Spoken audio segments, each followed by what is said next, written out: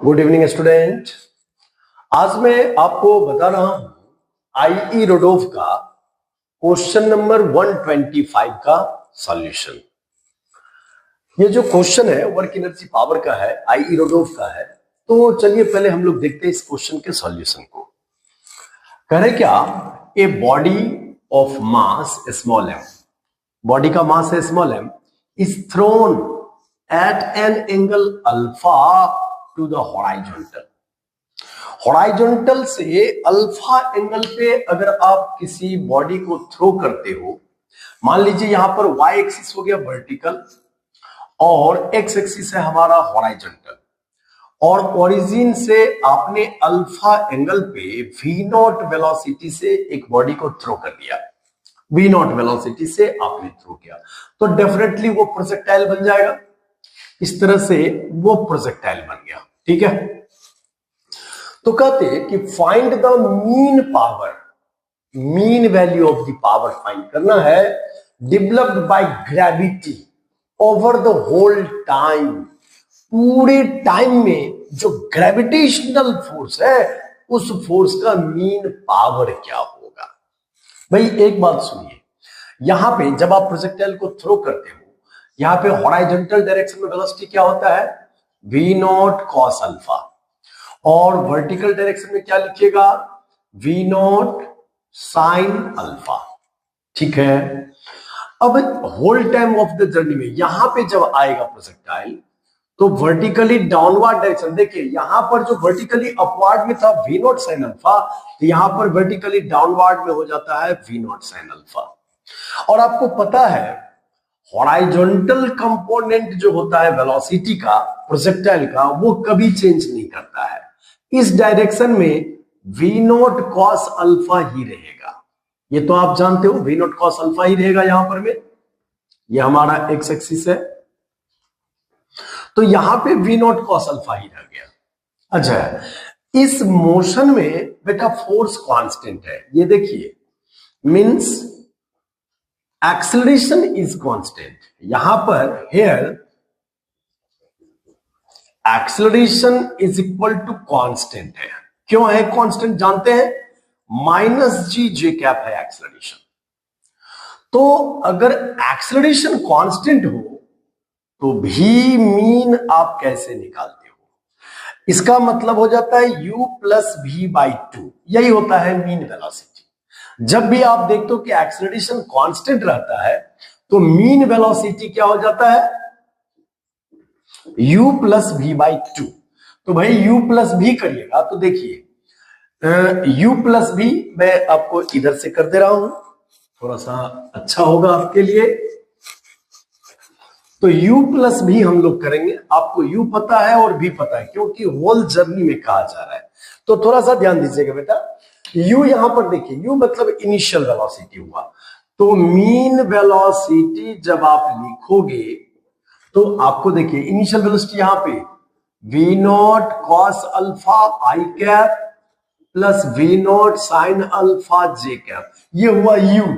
अब आप v लिखोगे तो v में क्या हो जाएगा, plus of V nought cos alpha I cap minus of V not sine alpha J cap and whole divided by two. तो ये नेगेटिव ये पॉजिटिव आपका कट जाएगा, तो मीन वेलोसिटी आ गया वी नॉट कॉस अल्फा आई कैप, यही रहा आपका मीन वेलोसिटी। देख लीजिए मीन वेलोसिटी ये आ गया, कैसे जरा देख लीजिए आप, वी नॉट कॉस अल्फा आई cap, V nought cos alpha आई कैप, तो two V nought cos alpha I cap whole divided by two, तो टू टू कर जाएगा, वी नॉट कॉस अल्फा आई कैप। तो कह रहे क्या कि इसका पावर क्या होगा, मीन पावर की बात कर रहा हूं, तो थोड़ा सा ध्यान दीजिए। तो आपका की पॉइंट क्या मिला यहां पे, जब भी आप देखोगे कि किसी मोशन में एक्सेलरेशन कांस्टेंट रहे, याद रखिएगा इस कॉन्सेप्ट को, अगर एक्सेलरेशन कांस्टेंट है और मीन वेलोसिटी फाइंड करना हो तो u plus we by two कर लीजिए। इनिशियल वेलोसिटी यहां पर, फाइनल वेलोसिटी यहां पे, u plus we by two कर लीजिएगा, वही हो जाता है मीन वेलोसिटी। तो मीन वेलोसिटी और प्रोजेक्टाइल के लिए तो याद ही होगा आप लोगों को ना, हमको तो ये याद था, ये आप लोगों के लिए सोल्व किया हूं, ये याद कर जाना है। We not cos alpha I cap हो जाता है सेम हॉराइजॉन्टल लाइन पे जब भी आता है। सेम हॉराइजॉन्टल लाइन का मतलब समझिए, यहां और यहां के बीच में मीन वेलोसिटी हो जाएगा V not cos alpha I cap. अगर आप ऐसा हॉराइजॉन्टल लाइन दोगे, यहां पर P यहां पर Q, अगर कहा जाए P और Q के बीच में क्या होगा मीन वेलोसिटी, यही रह जाएगा V not cos alpha I cap. अगर मान लीजिए यहां पर आप देते हैं एक पॉइंट M और एक पॉइंट N, और अगर कहा जाता है M और N के बीच में mean velocity of the projectile क्या होगा, तो V not cos alpha I cap. तो याद रखना है बेटा कि अगर सेम हॉराइजॉन्टल लाइन पे मान लीजिए यहां पर देते हैं पॉइंट आप जो है सो P, और यहां पर दे दिए फिर से Q dash, P dash Q dash, तो सेम हॉराइजॉन्टल लाइन पर जो दो पॉइंट है, अगर कहा जाए वहां पर में क्या हो जाएगा मीन वेलोसिटी उस दोनों के बीच में, तो ऑलवेज आपका वी नॉट cos अल्फा। समझ में आ गया है, वी नॉट cos अल्फा। तो एवरेज पावर जब आप निकालोगे तो एवरेज पावर क्या हो जाएगा, minus of m g J cap, ये हुआ एफ, और डॉट वी को क्या लिखोगे, v not cos alpha I cap. अरे बेटा ये है जे कैप में और ये है आई कैप में, दो परपेंडिकुलर वेक्टर का डॉट प्रोडक्ट निकालोगे तो जीरो ही तो आएगा, और क्या आएगा भाई, आई डॉट जे तो जीरो होता है।